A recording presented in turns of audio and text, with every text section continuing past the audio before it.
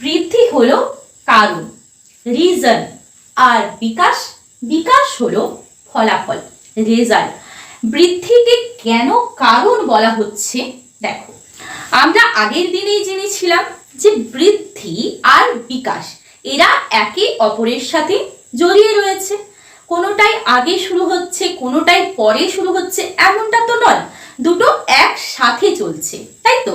একটা মানুষের মধ্যে শুধুই তো হাইট বাড়ছে না, একটা মানুষের মধ্যে শুধু ইমোশনাল ইন্টেলিজেন্সও বাড়ছে না, সবকিছুই একসাথে বাড়ছে, তবেই তো আমরা জীবনের প্রত্যেকটা পদক্ষেপে এগিয়ে যাচ্ছি।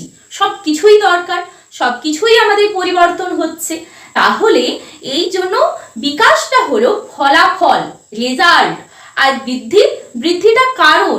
বৃদ্ধিটা এসে করে একটা সময়ে থেমে যাচ্ছে, ও কিন্তু এন্ড হচ্ছে না। মানুষের জীবনের এন্ড মুহূর্ত, শেষ মুহূর্ত পর্যন্ত বৃদ্ধি যাচ্ছে না, কিন্তু কে যাচ্ছে? বিকাশ যাচ্ছে। ওই যে কাজটা শুরু করলো হাইট বাড়ার, সেই কাজটা কে শুরু করলো বৃদ্ধি, কিন্তু শেষ পর্যন্ত কে গেল? ফলাফল তো শেষ মুহূর্তে আসে, তাই না?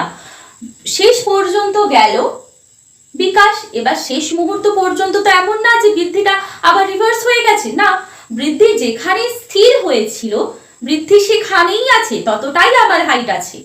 এরপর বিকাশও তার সাথে সাথে, বয়সের সাথে সাথে, সময়ের সাথে সাথে হচ্ছে, বিকাশটাও হয়েই চলেছে শেষ মুহূর্ত পর্যন্ত। তাই জন্য বৃদ্ধি হলো কারণ আর বিকাশ হলো ফলাফল।